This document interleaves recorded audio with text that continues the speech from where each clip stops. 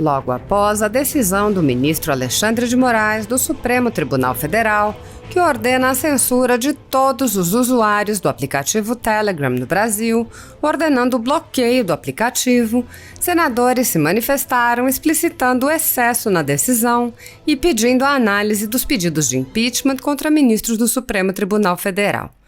O senador Luiz do Carmo foi enfático e conclamou parlamentares. Agora é oficial, vivemos uma ditadura do STF no Brasil.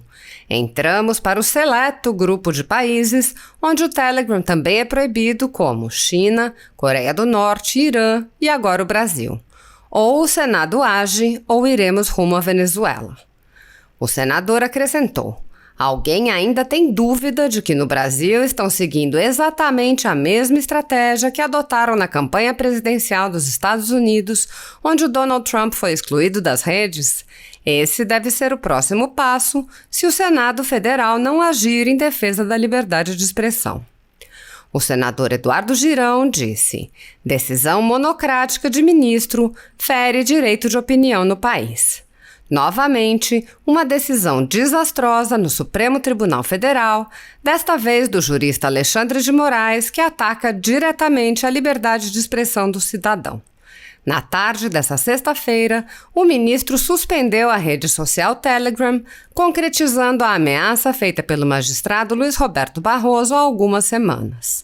Essa prática, feita pelos membros do Judiciário, tem como justificativa evitar as fake news, sendo que há outras formas de realizar esse enfrentamento sem prejudicar milhares de pessoas honestas que usam a plataforma.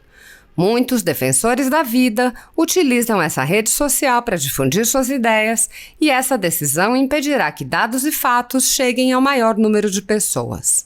Mais uma vez, fica clara a necessidade do Senado Federal apreciar os pedidos de impeachment que tramitam na casa. Esperamos que esse ato seja revertido o mais rápido possível para que pessoas e debates não sejam prejudicados e que todas as expressões sejam respeitadas. O senador Jorginho Melo divulgou um vídeo pelas redes sociais e afirmou: censura sem limites, mais um absurdo do STF. De forma arbitrária, o ministro Alexandre de Moraes mandou bloquear o Telegram em todo o país. Será que é porque o presidente Bolsonaro tem mais de 1 milhão de seguidores no aplicativo? Nossa luta contra o ativismo judicial segue firme. Confere minha posição no vídeo e deixe sua opinião. Sem mencionar a decisão específica do ministro Alexandre de Moraes, o senador Marcos Rogério publicou um alerta sobre os perigos do ativismo judicial. O senador postou trecho do discurso do desembargador Fernando Carione, ex-presidente do Tribunal Regional Eleitoral de Santa Catarina, que denunciou os excessos da Justiça Eleitoral e disse: quanta verdade, lucidez e assertividade em poucas palavras. Há anos, da tribuna do Senado, tenho denunciado com veemência o ativismo judicial. No vídeo, o desembargador cita trecho do artigo do procurador Marcelo Rocha Monteiro no livro Sereis como Deuses, o STF e a Subversão da Justiça, onde o procurador explica o que é o ativismo judicial e suas deletérias consequências. Ouça trecho. Você certamente já ouviu falar em ativismo judicial, mas você sabe do que se trata e dos efeitos gravíssimos que pode ter esse fenômeno? Juízes não têm como função criar leis nem políticas públicas, muito menos administrar a economia, a saúde, a educação e a segurança pública. Fazer leis, poder legislativo. Administrar, poder executivo. São funções de autoridades eleitas pelo povo. O povo escolhe vereadores, deputados, senadores, prefeitos, governadores e presidentes. Se não ficar satisfeito com os resultados, o povo os destitui na eleição seguinte. Juízes não são eleitos. Quando eles usurpam as funções das autoridades eleitas, estão, na verdade, fraudando a democracia representativa e o voto popular. Mas os juízes e tribunais ativistas não estão nem aí para o voto da maioria da população. Aliás, eles gostam de ser contramajoritários, outro discurso enganador do ativismo judicial. O tribunal ativista não quer aplicar a lei, e sim impor sua visão de mundo, suas convicções ideológicas sobre aborto, drogas, segurança pública, algemas e até sobre urnas eletrônicas. Se a lei não coincide com essas convicções, pior para a lei. Antonin Scalia, um dos maiores juízes que a Suprema Corte dos Estados Unidos já teve, disse uma vez que, se fosse rei, faria uma lei mandando para a prisão quem queimasse a bandeira americana em manifestações contra o governo. Mas como sabia que não era rei e sim juiz, tinha que aplicar a Constituição de seu país, que garante o direito à livre manifestação.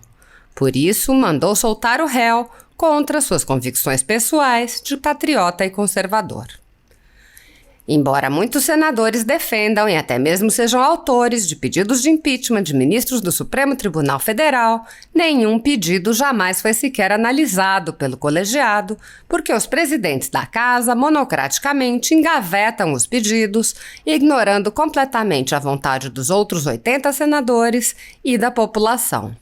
Um pedido de impeachment do ministro Alexandre de Moraes, acompanhado de quase 3 milhões de assinaturas, foi solenemente ignorado pelo senador Rodrigo Pacheco, juntamente com dezenas de outros que foram submetidos apenas nos últimos anos. Essa concentração de poderes nas mãos de um único senador vem tendo repercussão negativa na imagem do Senado e do próprio Congresso Nacional, que é visto como um poder que segue de costas para a população. Sem controle externo, alguns ministros do Supremo seguem agindo ao arrepio da Constituição. Em inquéritos secretos, o ministro Alexandre de Moraes promove uma perseguição a adversários políticos. Em um desses inquéritos, a Folha Política teve sua sede invadida e todos os seus equipamentos apreendidos. O inquérito foi arquivado por falta de indícios de crimes, mas os dados sigilosos foram compartilhados com outros inquéritos e com a CPI da pandemia, que compartilha dados sigilosos com a velha imprensa. Sem justificativa jurídica, o ministro Luiz Felipe Salomão, ex-corregedor do Tribunal Superior Eleitoral, confiscou toda a renda da Folha Política e de outros sites e canais conservadores para impedir suas atividades. A decisão teve o aplauso e respaldo do ministro Luiz Roberto Barroso, do STF, ex-presidente do TSE. Se você apoia o trabalho da Folha Política e pode ajudar a impedir o fechamento do jornal, doe qualquer valor através do Pix, utilizando o QR Code que está visível na tela ou o código ajude@folhapolitica.org. Caso não utilize Pix, há a opção de transferência bancária para a conta da empresa Raposo Fernandes, disponível na descrição deste vídeo e no comentário fixado no topo. Há quase 10 anos, a Folha Política vem mostrando os fatos da política brasileira e dando voz a pessoas que o cartel midiático quer calar. Pix ajude@folhapolitica.org. Assista. Mais uma do Supremo Tribunal Federal. O Supremo, que tem que nos dar garantia da lei, da ordem, bloqueou o Telegram, o ministro Alexandre de Moraes. Isso é ativismo judicial. Cadê a nossa liberdade? Não pode ser assim. O Brasil não aceita isso. Cada um no seu quadrado, por favor. Cadê a liberdade? E cadê a possibilidade de se manifestar? Infelizmente, isso entristece o Brasil e não nos dá segurança jurídica. Infelizmente. Eu ando muito incomodada, mas já não é de hoje, né, com essa questão toda em torno de fake news, porque eu percebo nesse debate uma queda de braço entre a imprensa tradicional, né, aquela que as pessoas dizem que conta com os jornalistas, que eu respeito muito, e uma outra forma de imprensa. Então, existe um incômodo na imprensa tradicional com a perda de espaço, né, para as mídias sociais, para os blogs, para os sites, para os canais, né, pessoais. E uma tentativa de dizer que o material produzido por esta outra mídia é um material falso e que o material produzido pela imprensa convencional é sempre verdadeiro. E quando nós vamos estudar a teoria em torno da fake news, percebemos que existe uma série de conceitos E uma das formas de conceituar é justamente esta, de você escrever um texto com informações corretas, mas na hora da chamada, distorcer. Porque, infelizmente, no Brasil, as pessoas só leem a chamada, né? O que mais falta no nosso país é a tradição da leitura, sabe? Então, assim, é muito grave quando um jornalista, né, que, em regra, acusa esses blogs, que inclusive trata por noticiosos, de fake news, escreve um texto e põe uma chamada completamente diferente do conteúdo do texto. Acontecendo é o seguinte: quem defende algo diferente do que os lobbies todos acham que é o certo, é estigmatizado. Quando era para garantir liberdade de fala para esquerdista, todo mundo se uniu. Imprensa, STF, Ministério Público. Agora que nós temos uma direita, né, uma direita mais radical, da qual eu não faço parte, uma direita moderada, não sei se isso é bom ou ruim, eu entendo que eu estou nela.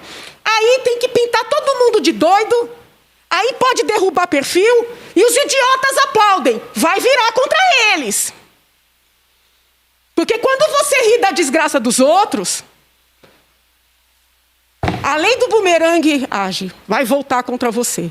Estão achando bonito? Vai mudar, muda a autoridade. Hoje estão derrubando de direitista, amanhã vão pegar esquerdista.